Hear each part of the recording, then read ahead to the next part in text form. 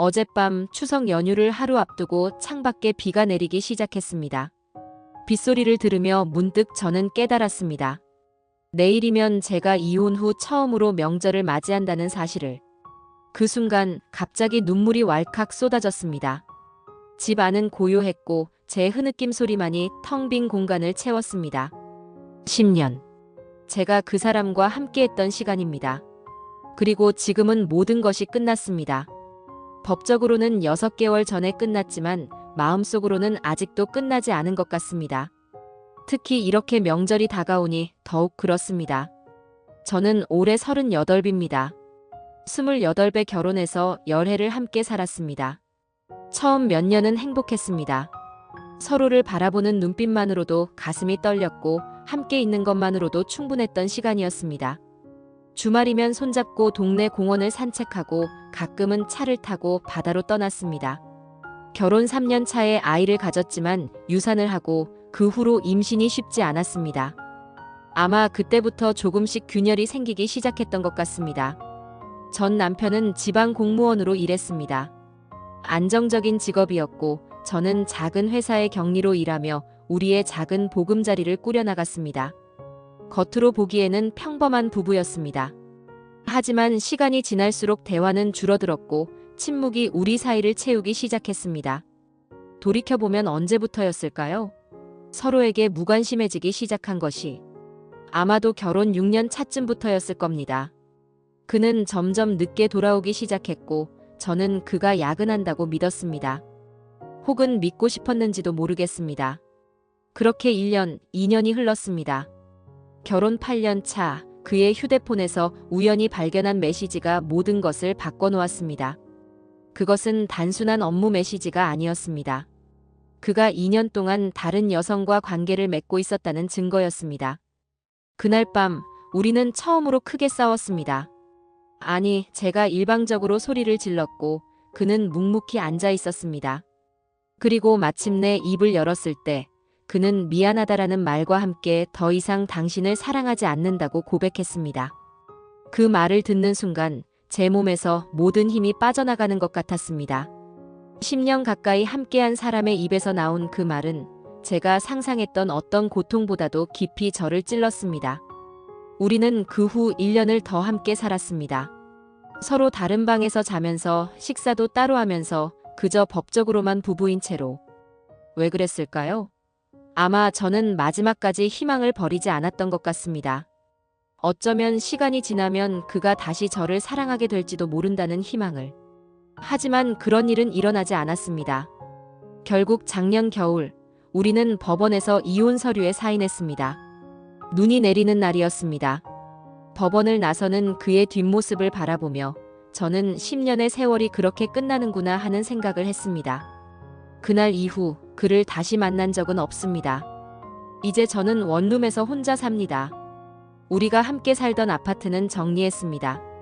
너무 많은 기억이 담겨 있어 도저히 그곳에서 살 수 없었기 때문입니다.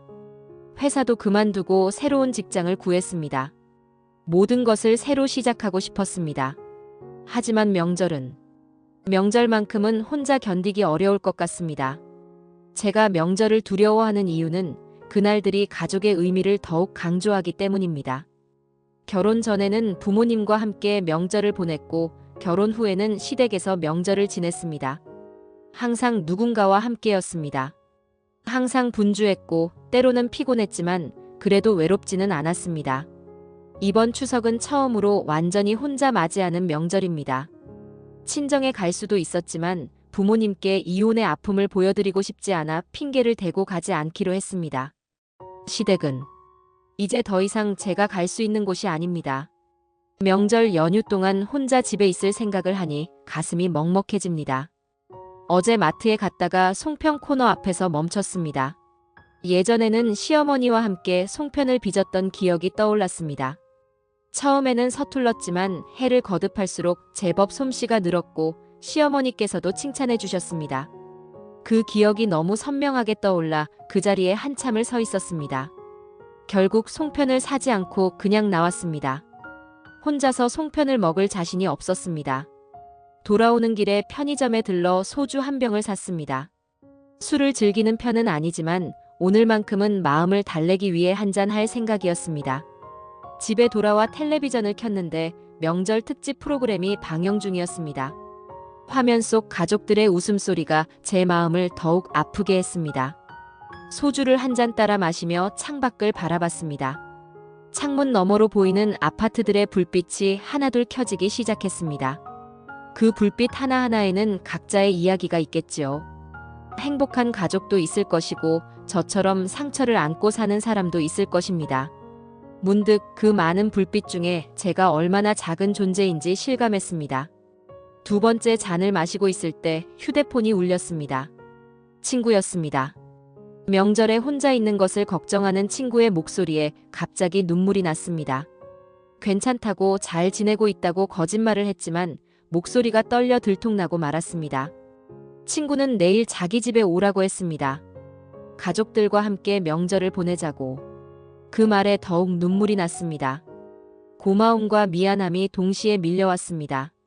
전화를 끊고 나서 이런 생각이 들었습니다. 이혼이 끝이 아니라는 것을. 이것은 또 다른 시작이라는 것을. 물론 아직은 아프고 때로는 견디기 힘들지만 언젠가는 이 아픔도 지나갈 것이라는 것을. 그리고 제 곁에는 여전히 저를 걱정해주는 사람들이 있다는 것을. 오늘 밤 짐을 정리하며 옷장 구석에서 예전 결혼 사진을 발견했습니다. 하얀 웨딩드레스를 입은 제 모습과 턱시도를 입은 그의 모습. 우리는 환하게 웃고 있었습니다. 그때는 정말 행복했을까요? 아마도 그랬을 겁니다. 그 순간만큼은 진심으로 행복했을 겁니다. 사진을 오래 들여다보다가 다시 옷장 깊숙이 넣어두었습니다. 아직은 버릴 수 없었습니다. 오늘 아침 눈을 떴을 때 창밖은 여전히 비가 내리고 있었습니다. 추석 연휴의 첫날인데 날씨마저 제 기분처럼 우울했습니다. 침대에서 일어나 커피를 내리며 문득 이런 생각이 들었습니다. 이제부터는 제 방식대로 명절을 보내면 되지 않을까? 꼭 전통적인 방식을 따를 필요는 없지 않을까? 그래서 결심했습니다. 오늘은 그냥 평소와 다름없이 지내보기로. 아니, 오히려 평소보다 더 특별하게 저 자신을 위한 시간을 가져보기로. 우선 오랫동안 읽고 싶었던 책을 펼쳤습니다. 차분히 음악을 들으며 책을 읽는 시간은 오랜만에 느끼는 작은 사치였습니다. 점심에는 제가 좋아하는 파스타를 직접 만들어 먹었습니다. 예전에는 명절 음식 준비로 부엌에서 하루 종일 보냈다면 오늘은 30분 만에 간단하게 한 끼를 해결했습니다. 오후에는 비가 그쳐 잠시 동네 산책을 나갔습니다. 평소라면 사람들로 붐볐을 공원이 한산했습니다. 모두 가족들과 함께 명절을 보내고 있겠지요. 벤치에 앉아 잠시 하늘을 올려다봤습니다. 구름 사이로 파란 하늘이 조금씩 보이기 시작했습니다. 마치 제 인생의 이 시기를 말해주는 것 같았습니다. 아직은 구름이 많지만 조금씩 파란 하늘이 보이기 시작하는 그런 시간. 집에 돌아와 저녁을 준비하려는데 문자가 왔습니다. 친정 어머니였습니다. 딸, 잘 지내니? 보고 싶구나. 짧은 문자였지만 그 안에 담긴 어머니의 마음이 느껴졌습니다. 순간 죄책감이 들었습니다. 명절인데 찾아뵙지도 않고 전화도 하지 않았으니까요. 바로 전화를 걸었습니다. 어머니의 목소리를 듣는 순간 또다시 눈물이 났습니다. 어머니는 아무것도 묻지 않으셨습니다. 그저 일상적인 이야기를 나누셨고 마지막에 언제든 집에 오렴이라는 말씀만 하셨습니다. 그 말씀이 큰 위로가 되었습니다. 아직 제가 돌아갈 집이 있다는 것, 제가 속한 곳이 있다는 것이 감사했습니다. 전화를 끊고 나서 결심했습니다. 내일은 친정에 가보기로. 부모님께 제 아픔을 숨기려 했던 것이 오히려 어리석은 일이었다는 생각이 들었습니다. 가족은 서로의 아픔을 나누는 곳이기도 하니까요. 저녁을 먹고 텔레비전을 보는데 문득 전 남편 생각이 났습니다. 그는 지금 어디서 무엇을 하고 있을까? 그의 가족들과 함께 명절을 보내고 있을까? 아니면 그 여자와 함께 있을까? 순간 가슴이 찌르르 했습니다. 하지만 곧 그런 생각들을 밀어냈습니다. 이제는 그의 삶에 더 이상 개입할 권리도 이유도 없으니까요. 밤이 깊어갑니다. 창문을 열고 밤바람을 맞으며 생각합니다. 이혼 후 첫 명절, 생각보다는 견딜만 합니다. 물론 여전히 가슴 한구석이 아프고 문득문득 그리움이 밀려오지만 그래도 살아갈 만합니다. 어쩌면 이것이 치유의 시작일지도 모르겠습니다. 내일은 친정에 갈 준비를 해야겠습니다. 오랜만에 부모님을 뵙고 오랜만에 가족의 품을 느끼고 싶습니다. 그리고 솔직하게 이야기하고 싶습니다. 제 아픔과 두려움, 그리고 앞으로의 희망에 대해 더 이상 혼자 이 무게를 짊어지고 싶지 않습니다. 이혼은 제 인생의 실패가 아니라 하나의 경험이었다고 생각하려 합니다. 아프고 힘든 경험이지만 그래도 제가 성장할 수 있는 기회였다고. 그리고 앞으로의 삶에서 더 현명한 선택을 할 수 있는 지혜를 얻었다고. 창밖을 바라보니 어느새 달이 떠 있습니다. 구름 사이로 희미하게 보이는 달빛이 제게 위로를 건네는 것 같습니다. 괜찮아. 너는 혼자가 아니야 라고 말하는 것 같습니다. 이번 명절이 지나고 나면 또 다른 일상이 시작될 것입니다. 회사에 출근하고 일하고 때로는 친구들을 만나고 때로는 혼자 영화를 보러 갈 것입니다. 그렇게 하루하루를 살아가다 보면 언젠가는 지금의 이 아픔도 추억이 되겠지요. 그때는 지금의 저를 떠올리며 미소 지을 수 있을까요? 아마도 그럴 수 있을 것 같습니다. 오늘 밤 저는 이런 생각으로 잠들려 합니다. 이혼이 끝이 아니라 새로운 시작이라고. 비록 지금은 아프고 외롭지만 언젠가는 더 단단하고 현명해진 제 모습을 만날 수 있으리라고. 이혼 후 첫 명절의 밤, 창밖에는 여전히 비가 내리고 있지만 제 마음속에는 작은 희망의 빛이 피어오르고 있습니다. 추석 아침 일찍 일어나 친정에 갈 준비를 했습니다. 오랜만에 예쁘게 화장을 하고 새 옷을 입었습니다. 거울 속에 비친 제 모습은 어제보다 조금 더 밝아 보였습니다. 눈가에 맺힌 슬픔은 여전했지만 그래도 어제보다는 나아진 것 같았습니다. 차를 몰고 친정으로 향하는 길, 도로는 한산했습니다. 모두 이미 가족들과 함께 있겠지요. 라디오에서는 추석 특집 프로그램이 방송되고 있었고 진행자는 명절의 즐거움에 대해 이야기하고 있었습니다. 문득 웃음이 났습니다. 제게 이번 명절은 즐거움과는 거리가 멀었으니까요. 하지만 그래도 괜찮습니다. 모든 명절이 즐거울 수는 없겠지요. 특히 인생의 큰 변화를 겪은 후에는. 친정에 도착했을 때 부모님은 현관에서 저를 기다리고 계셨습니다. 어머니는 저를 보자마자 달려와 안아주셨고 아버지는 조용히 등을 토닥여 주셨습니다. 그 순간 다시 눈물이 났지만 이번에는 슬픔의 눈물이 아니었습니다. 감사와 안도의 눈물이었습니다. 집 안에 들어서니 명절 음식 냄새가 가득했습니다. 어머니께서 아침부터 준비하셨다고 했습니다. 저를 위해. 식탁에 앉아 오랜만에 집밥을 먹으며 가족이라는 것의 의미를 다시 한번 느꼈습니다. 가족은 어떤 상황에서도 당신을 받아들이는 사람들이라는 것을. 당신의 성공뿐만 아니라 실패도, 기쁨뿐만 아니라 슬픔도 함께 나누는 사람들이라는 것을. 식사 후 부모님과 오랜만에 진솔한 대화를 나눴습니다. 이혼 과정에서의 아픔, 그 후의 외로움, 그리고 앞으로의 불안에 대해. 부모님은 그저 묵묵히 들어주셨습니다. 때로는 위로의 말을, 때로는 조언을. 그리고 무엇보다도 내가 선택한 길이니 우리는 언제나 내 편이란다라는 말씀을 해주셨습니다. 그 말이 얼마나 큰 힘이 되었는지 모릅니다. 오후에는 동네 산책을 함께 했습니다. 어릴 적 자주 놀던 공원을 지나고 학창시절에 다니던 학교 앞을 지났습니다. 추억이 가득한 길을 걸으며 문득 과거의 저와 현재의 저를 비교해보게 되었습니다. 많은 것이 변했지만 그래도 변하지 않은 것들도 있었습니다. 제 내면의 어딘가에는 여전히 꿈을 꾸고 희망을 품는 그 어린 소녀가 살아 있었습니다. 저녁이 되자 부모님은 제게 오늘 밤 집에서 자고 가라고 하셨습니다. 처음에는 거절했지만 결국 그 제안을 받아들였습니다. 오랜만에 제 방에서 자는 것도 좋을 것 같았습니다. 어릴 적 추억이 담긴 그 방에서.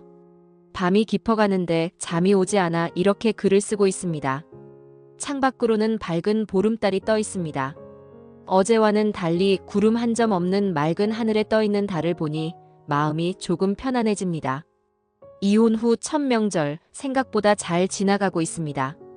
물론 아직도 가슴 한구석에는 그 사람에 대한 그리움과 원망이 공존합니다. 때로는 그를 미워하고 때로는 그가 보고 싶고 때로는 다시 돌아올 수는 없을까 하는 어리석은 생각도 듭니다. 하지만 그런 감정들도 모두 자연스러운 것이겠지요. 10년이라는 시간을 함께 했으니까요. 내일은 연휴의 마지막 날입니다. 아침에 일어나 부모님과 함께 간단한 차례를 지내고 오후에는 다시 저의 집으로 돌아갈 예정입니다. 그리고 모레부터는 다시 일상이 시작됩니다. 출근하고 일하고 퇴근 후에는 혼자 저녁을 먹고 그 반복된 일상이 때로는 지루하게 느껴질 수도 있겠지만 그래도 그것이 제가 지금 걸어가야 할 길입니다. 이번 명절을 통해 깨달은 것이 있다면 제가 생각했던 것보다 훨씬 더 강한 사람이라는 것입니다. 이혼이라는 큰 상처를 겪고도 여전히 웃을 수 있고 희망을 품을 수 있다는 것이 스스로도 놀랍습니다. 물론 아직도 아픔이 있고 때로는 외로움에 눈물을 흘리지만 그래도 제 인생은 계속되고 있습니다. 미래에 대한 불안감은 여전합니다. 다시 사랑할 수 있을까? 다시 누군가를 믿을 수 있을까? 다시 가정을 꾸릴 수 있을까? 하지만 그런 질문들은 조금 나중에 생각해도 될 것 같습니다. 지금은 그저 하루하루를 충실히 살아가는 것에 집중하려 합니다. 그리고 언젠가 때가 되면 새로운 인연도 찾아오지 않을까요? 내일이면 다시 제 일상으로 돌아갑니다. 텅 빈 원룸으로. 하지만 이제는 그곳이 외롭지만은 않을 것 같습니다. 부모님의 사랑, 친구들의 응원, 그리고 제 자신에 대한 새로운 믿음이 함께하니까요. 이혼 후 첫 명절의 밤, 작은 창문으로 보이는 달빛을 바라보며 다짐합니다. 이제부터는 더 이상 과거에 묶여있지 않기로. 새로운 시작을 위해 한 걸음씩 나아가기로. 그리고 언젠가는 지금의 이 아픔도 감사하게 바라볼 수 있는 날이 오기를 바라며. 오늘도 긴 글 읽어주셔서 감사합니다. 혹시 저와 비슷한 상황에 처한 분이 계시다면 혼자가 아니라는 것을 기억하셨으면 합니다. 아픔은 언젠가 지나갑니다. 그리고 우리는 그 아픔을 통해 더 강해집니다. 다음 날 아침 일찍 일어나 부모님과 함께 간단한 차례를 지냈습니다. 명절이니만큼 전통은 지켜야 한다며 어머니께서 고집하셨습니다. 제사상을 차리고 조상님께 절을 올리는 동안 문득 이런 생각이 들었습니다. 이혼을 했다고 해서 제가 이 가족의 일원이 아닌 것은 아니라는 것을.